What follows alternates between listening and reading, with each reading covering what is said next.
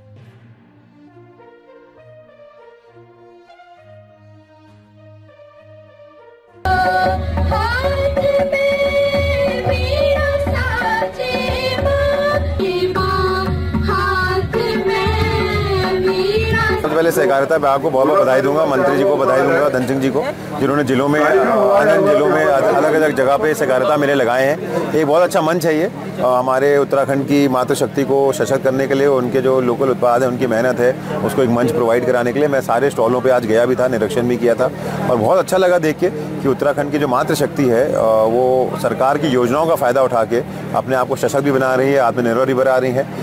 जितने भी स्टॉल में मैं गया वहाँ पे 95% स्टॉल में हमारी मातृशक्ति काम कर रही थी। उन्होंने चाहे वो लोकल उत्पाद हो, चाहे वो फल सब्जी का काम हो, चाहे वो अचार का काम हो, चाहे वो दाल मोड़ का काम हो, हर काम में उन्होंने अपने आप को आत्मनिर्भर किया है। और यही सरकार की भी सोच है कि हमारी योजनाएं ऐसी हों जिससे हमारे पर्वतीय क्षेत्र में और हमारे उत्तराखंड में जो मातृशक्ति हैं, युवा हैं, वो सशक्त हों।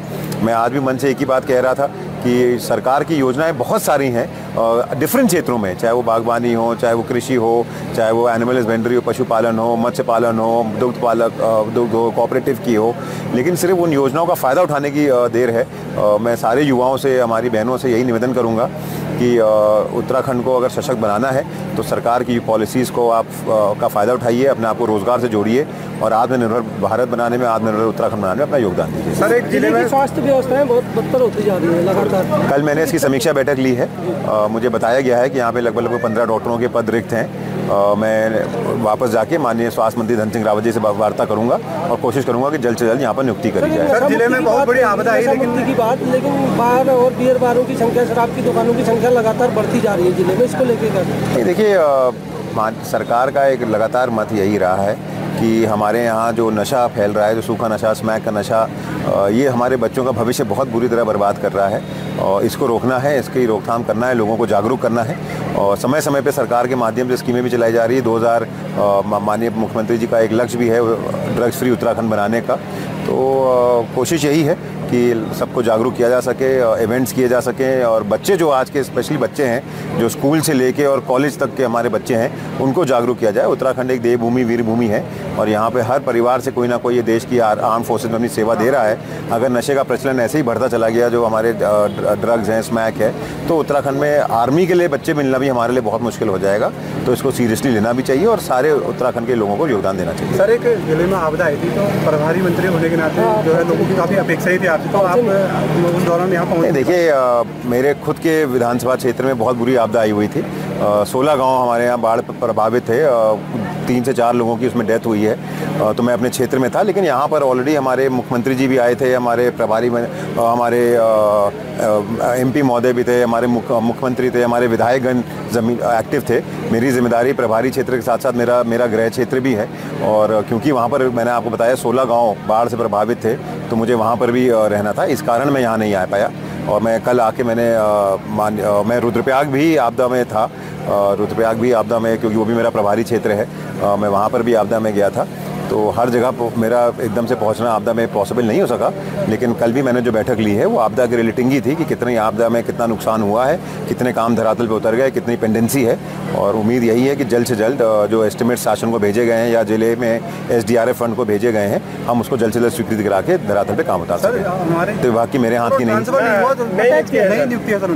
नहीं मुझे नहीं दे। मैंने आपको जैसे बताया कि देखिए ये जो ट्रांसफ़र प्रोसीजर्स हैं, नियुक्ति के प्रोसीजर्स हैं, ये विभाग के माध्यम से, सचिव के माध्यम से और वहाँ पे डायरेक्टरेट के माध्यम से होते हैं। तो इसमें मेरी कोई बहुत ज़्यादा जानकारी नहीं है। अगर ऐसा कुछ होगा तो हम उस पर जरूर चर्चा कर लेंगे। पहले अटैच हो गया, मैं देखता हूँ।